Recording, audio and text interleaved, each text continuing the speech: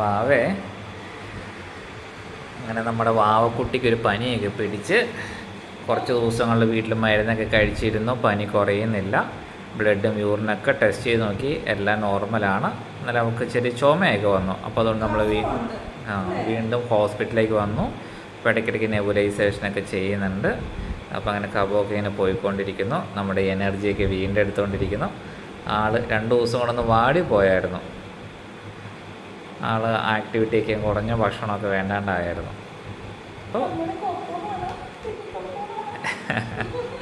ആളൊന്ന് ഉഷാറായി വരുന്നുണ്ട്.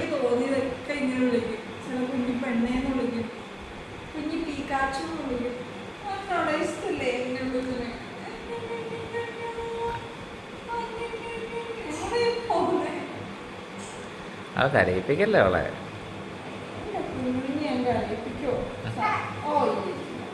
അവളവളുടെ കയ്യിൽ കുത്തി വെച്ചേക്കുന്നതും കാലയിൽ ഒട്ടിച്ച് വെച്ചേക്കുന്നതൊക്കെ ഇങ്ങനെ പറിച്ചെടുക്കാൻ കുറേ ശ്രമങ്ങൾ നടത്തുന്നുണ്ടായിരുന്നു.